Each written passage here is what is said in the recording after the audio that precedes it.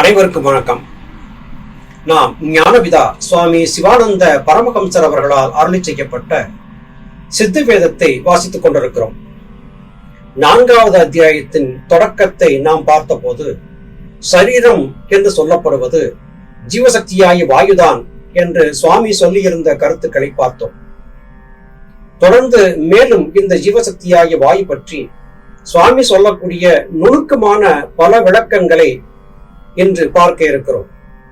இங்கே சுவாமி சொல்லக்கூடிய இந்த விளக்கங்கள் மிக மிக நுணுக்கமாக கவனமாக அறிந்து கொள்ள வேண்டியவை.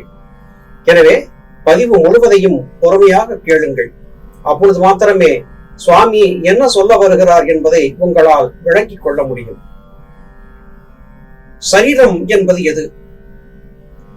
ஜீவசக்தியாய் இருக்கின்ற வாயு என்று வெளிப்படுகிறது. ஆனால் ஜீவசக்தியாய் இருக்கின்ற வாயுதான் ஜடத்திலிருந்து திரவித்து நசிக்கின்றது.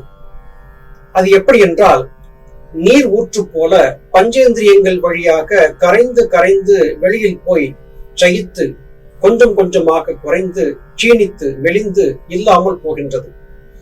அது எது என்றால் முன் சொல்லப்பட்ட வாயுதான். ஒருவனது முழங்கால் முட்டியில் இரத்தவாதத்தால் வீக்கம் இருக்கிறது. அந்த காலை அசைப்பதற்கு முடியுமா?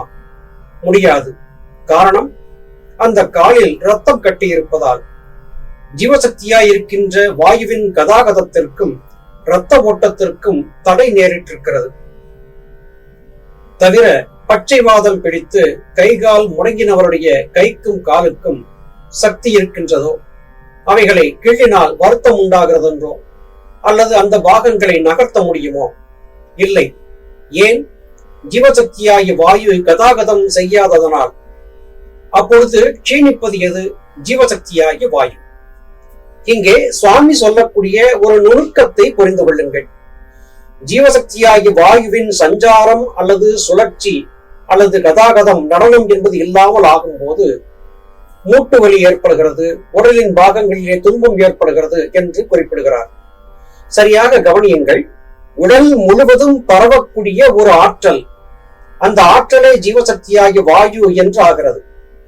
மூக்கு வழியாக உள்ளும் வெளியும் சென்று வந்து கொண்டிருக்கக்கூடிய காற்றை இங்கே சுவாமி சொல்லவில்லை. இதை சரியாக புரிந்து கொள்ள முயற்சிக்க வேண்டும். நாசி வழியாக உள்ளும் வெளியும் சென்று வந்து கொண்டிருக்கக்கூடிய காற்றுக்கு அபானன் என்று பெயர். உள்ளிலே நம்மை இயக்கிக் கொண்டிருக்கக்கூடிய காற்றுக்கு பிராணன் அல்லது ஜீவசக்தியாகிய வாயு என்று பெயர். இங்கே உடலில் இருக்கக்கூடிய உறுப்புகள் முழுவதும் இயங்குவதற்கு தேவையான மின்காந்த சக்தி உடல் முழுவதும் பரவிக்கொண்டிருக்கும் போது எந்த விதமான தொந்தரவும் இல்லாமல் உடல் ஆரோக்கியமாக இருக்கிறது. அதே வேளையிலே உடல் முழுவதும் பாய்ந்து பரவி சென்று கொண்டிருக்கக்கூடிய ஜீவசக்தியாகிய வாயுவின் ஓட்டத்திற்கு தடை ஏற்படும் போது எந்த உறுப்பிலே எந்த இடத்திலே தடை ஏற்பட்டதோ அந்த இடத்திலே மரமரப்பு தன்மை, உணர்ச்சியற்ற தன்மை, இயக்கமில்லாது போதல், வலி வேதனைகள் இப்படியெல்லாம் ஏற்படுகின்றன.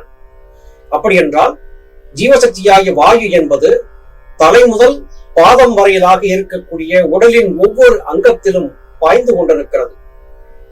தலையிலே இருந்து ஜீவனிலிருந்து வெளிப்பட்டு வரக்கூடிய ஜீவசக்தியாகிய வாயு உடல் முழுவதும் 72,000 நாடிகளிலே சலித்து கீழே இறங்கி வருகிறது. இது உடலை பேணி பாதுகாப்பதற்காக நடந்து கொண்டிருக்கிறது. அப்படி இருக்கும் போது நாசி வழியே உள்ளும் வெளியும் சென்று வந்து கொண்டிருக்கக்கூடிய மூச்சு காற்று, அதாவது அபானன் என்கிற காற்று, ஒவ்வொரு சுவாசத்தின் போதும் இந்த மின்காந்த அலை சக்தியை, அதாவது ஜீவசக்தியாகிய வாயுவை சிறிது சிறிதாக வெளியிலே களவாடி சென்று நாசமடைத்து விடுகிறது. இப்படி ஜீவசக்தியாகிய வாயு என்பது மூக்கு வழி சென்று வந்து கொண்டிருக்கக்கூடிய காற்றால் நாசமடைந்து விட்ட பிறகு ஜீவனுடைய ஆற்றல் குறைந்து போகிற காரணத்தால் மரணம் என்பது சம்பவிக்கிறது. அப்படி என்றால் உள்ளே இருக்கக்கூடிய சக்தியை வெளியிலிருந்து உள்ளே சென்று வந்து கொண்டிருக்கக்கூடிய காற்று களவாடி சென்று நாசமடைந்து விடாதபடியாக தடுத்து நிறுத்துவதுதான் சித்த வித்தை என்கிற பயிற்சி. இப்போது சகோதர சகோதரிகளுக்கு இங்கே சுவாமி என்ன சொல்ல வந்தார் என்பது ஓரளவு விளங்கி இருக்கும் என்று தோன்றுகிறது. ஜீவசக்தியாகிய வாயு அதுவே தேகம் என்றாகிறது. தேகம் என்றால் தகிக்கப்படுவது என்று பொருள். அதாவது அப்படி தகிப்படுகின்ற ஜீவசக்தியாகிய வாயு அது எவ்விதம் என்றால் ஒரு கல்லறையில் கொட்டாங்குச்சி அதாவது தேங்காய் சட்டியும் காய்ந்த விறகும் போட்டு கிருஷ்ணாயில் வார்த்து அதற்குள்ளில் ஒரு தேகத்தை வைத்து தீ கொளுத்தி அதற்குள் வாயு புகாமல் பத்திரம் செய்தால் அது எரியுமோ? எரியாது. ஏன்? வாயு இல்லாததால். அப்பொழுது அக்னி எதிரில் இருக்கிறது, வாயுவில் இருக்கிறது. இப்படி சுவாமி குறிப்பிடுகிறார். தகித்தல் அதாவது வெப்பத்தோடு இருத்தல் என்பது பொருள். ஒரு மனிதன் உயிரோடு இருப்பதற்கு அடையாளம் அவன் உடலிலே இருக்கக்கூடிய வெப்பம்தான். இறந்துவிட்ட ஒருவன் உடலிலே வெப்பம் என்பது இல்லாமல் இருக்கிறது. ஆனால் உயிரோடு இருப்பவன் உடலிலே எங்கு தொட்டாலும் வெப்பம் இருக்கிறது.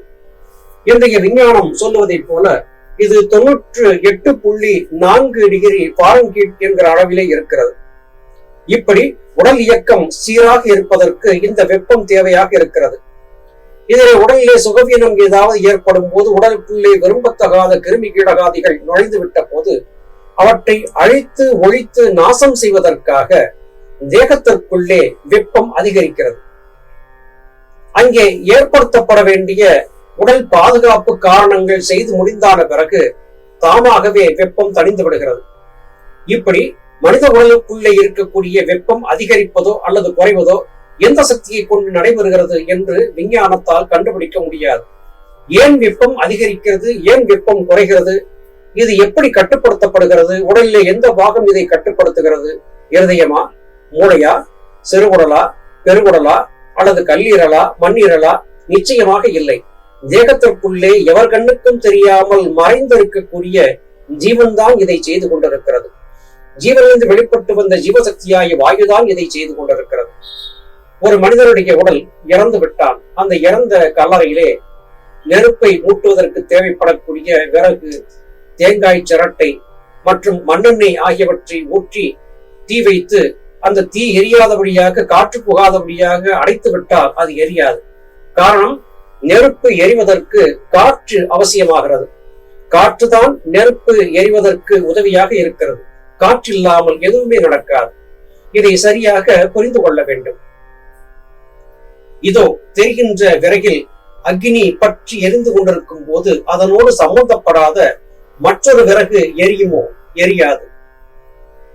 எப்பொருளில் அக்னி இருக்கிறதோ அப்பொருள்தான் எரியும். வாயுவில் அக்னி உள்ளதினால் வாயு தகிப்படுகிறது. அக்னி சப்த சுரூபம். அந்த சப்த மூலியாய் ஜீவசக்தியாய் இருக்கின்ற வாயு தகித்து நசித்து போகிறது. அதனால் அதற்கு தேகம் என்று சொல்லப்படுகிறது. கத்தாதே கத்தாதே என்று சொல்வதின் காரணம் இதனால் தான். அன்றையும் மலையாளத்தில் சில இடங்களில் காழுதல் என்றும் சொல்லுகிறது உண்டு. அப்படி சொல்லுவதன் காரணம் கத்துதலும் காழுதலும் அக்னியாதனால், அக்னியால் அக்னி சுரூபமாய் இருக்கின்ற சப்த வாயிலாய் ஜீவசக்தியாய் இருக்கின்ற வாயு நசித்து போகிற வழியால் வாயுவுக்கு தேகம் என்று சொல்லப்படுகிறது. ஜீவனாய் இருக்கின்ற அவ்வாயுவே ஈஸ்வரன். அந்த ஈஸ்வரன் தான் சிருஷ்டி, ஸ்திதி, சம்ஹாரம் முதலியவைகளை செய்வது. அவ்விதம் சிருஷ்டியாதிகளை செய்கிறது ஜீவசக்தியாகிய வாயுதான் என்று மெய்ப்பிக்கலாம். அதற்கு உதாரணம், ஒரு பிணம் சம்யோகம் செய்யுமா? செய்யாது. இங்கே சுவாமி முக்கியமான கருத்துக்களை மிக மிக தெளிவாக விளக்கமாக ஒளிவு மறைவின்றி சொல்லி வருகிறார். நெருப்பு பற்றி எரிந்து கொண்டிருக்கக்கூடிய ஒரு விறகிற்கு சம்மதம் இல்லாத ஒரு விறகு கட்டையிலே நெருப்பு எரியாது. அப்படி என்றால் எந்த ஒன்றிலே நெருப்பின் தத்துவம் சார்ந்திருக்கிறதோ அதுதான் எரிகிறது. நெருப்பிலே போடப்பட்ட விறகும் எரிகிறது. ஆனால் நெருப்பிலே போடப்படாத விறகு அப்படியே இருக்கிறது. நெருப்பிலே விறகை போட்டாலும் அங்கே காற்று இல்லாமல் இருந்தால் அங்கே நெருப்பு என்பது எரியாது. நம்முடைய தேகத்திற்குள்ளே உடல் முழுவதும் வெப்பம் எப்படி பரவுகிறது என்கிற கேள்விக்கு விஞ்ஞானம் பதில் சொல்லவில்லை. ஞானவிதாவின் மெஞ்ஞானம் பதில் சொல்லுகிறது. தலைக்குள்ளே இருக்கக்கூடிய ஜீவன் என்பது நெருப்பு சக்தியாக இருக்கிறது. உடல் முழுவதும் இந்த நெருப்பு தத்துவத்தின் ஆளுமையிலே இருக்கக்கூடிய விஞ்ஞானம் சொல்லுவதை போல செல்கள் இருக்கின்றன. அந்த செல்கள் என்பவை இயங்குவதற்கு வெப்ப ஆற்றல் தேவைப்படுகிறது, எரிப்பு சக்தி தேவைப்படுகிறது. அந்த எரிப்பு சக்தி என்பதை கொண்டு போய் சேர்ப்பது ஜீவசக்தியாகிய வாயு. இந்த ஜீவசக்தியாகிய வாயு என்பது உடல் முழுவதும் பரவி அதன் நெருப்பு தத்துவம் ஏற்பட்ட போது தகிக்கிறது, அதாவது சூடு உண்டாகிறது. தேகம் முழுவதுமான வெப்பம் என்பது ஏற்படுகிறது. இப்படி உடல் முழுவதும் தலை முதல் பாதம் வரையிலும் எங்கே தொட்டாலும் சூடு இருப்பதற்கு காரணம் காற்று, அதாவது உள்ளிலே இயங்கிக் கொண்டிருக்கக்கூடிய ஜீவசக்தியாய வாயு என்பது நெருப்பு தத்துவத்தை உள்வாங்கி கொண்டு விட்ட காரணத்தால் அது தகிக்கிறது, அதாவது வெப்பமாக இருக்கிறது. இப்படி ஞானபிதா குறிப்பிடுகிறார்கள். அருமை சகோதர சகோதரிகளே, ஞானபிதா சொல்லக்கூடிய கருத்துக்கள் மிகவும் ஆழமானவை, பொருள் பொதிந்தவை. ஒருமுறை வாசித்து பார்த்தால் இதை புரிந்து கொண்டுவிட முடியாது. திரும்ப திரும்ப சித்த வேதத்தை வாசித்து பார்த்து சித்தவித்தி உபதேசம் பெற்று முறையாக பயிற்சியும் செய்து கொண்டு வரும்போது மாத்திரம்தான் இதை உண்மை தத்துவங்களை புரிந்து கொள்ள முடியும். அடுத்தபடியாக சுவாமி மற்றும் ஒரு மிகப்பெரிய வினாவை விடுக்கிறார். உயிர் என்பது இல்லாமல் இருக்கக்கூடிய ஒரு தேகத்தால் சம்யோகம் செய்ய முடியாது. காரணம், அந்த பிணத்திற்கு ஜீவசக்தியாகிய வாயு என்பது இல்லாமல் இருக்கிறது. அதாவது அந்த உடலில் வெப்பம் இல்லாது இருக்கிறது. இதை சொல்லுவதற்காகவே நம்முடைய முன்னோர்கள் காமம் என்கிற ஒன்றை சொல்லும் போது காமத்தீ என்று சொல்லுவது வழக்கம். உள்ளிலே இருக்கக்கூடிய வெப்பத்திற்கு தகுந்தபடியே இது இயங்குகிறது. இளம் பிள்ளைகளாக இருக்கக்கூடியவர்கள் சுறுசுறுப்பாகவும் வேகமாகவும் இயங்குகிறார்கள். அவர்களை பற்றி கிராமத்தவர்கள் சொல்லும் போது அவனுக்கு ரத்தத்திலே சூடு இருக்கிறது, அதனால் இவன் சுறுசுறுப்பாக இருக்கிறான் என்று சொல்லுவதை பார்க்க முடிகிறது. இதன் காரணம் என்ன என்றால், ஜீவசக்தியாகிய வாயு வலுவாக திடமாக உடல் முழுவதும் சஞ்சரித்துக் கொண்டிருக்கிறது என்பதாகிறது. தேகத்திலே சஞ்சரித்துக் கொண்டிருக்கக்கூடிய இந்த ஜீவசக்தியாகிய வாயுவின் ஆற்றல் குறைவுபட்டு போய்விட்டால் அங்கே ஆற்றல் என்பது இல்லாதாகிறது. இல்லாது போய்விட்ட ஆற்றல் பிணம் என்கிற நிலையை கொடுத்து விடுகிறது. அது காரணமாகவே அந்த பிணத்தால் சம்யோகம் செய்ய இயலாது. அது காரணமாகவே ஜீவ உற்பத்தி என்பது அங்கே நடைபெறாமல் போய்விடுகிறது. ஜீவ உற்பத்தி நடைபெறுவதற்கு தேகத்திலே வெப்பம் இருக்க வேண்டும். ஆண் பெண் ஆகிய இருவருடைய தேகத்திலும் ஜீவசக்தியாய் வாயு என்பது இருக்கும் போது மாத்திரமே இந்த சம்யோகம் அல்லது சிருஷ்டிக்கான உதவி என்பது நடைபெறுகிறது. இதை சரியாக விளங்கிக் கொள்ள வேண்டும். ஜீவசக்தியாய் வாயுதான் சகலத்திற்கும் ஆதியும் மூலமும் என்கிற கருத்து இங்கே மீண்டும் ஒருமுறை ஞானபிதாவால் நிறுவப்படுகிறது. நல்லது சகோதர சகோதரிகளே, மீண்டும் அடுத்த பதிவிலே உங்களை சந்திக்கிறேன். அதுவரையிலும் நன்றி, வணக்கம்.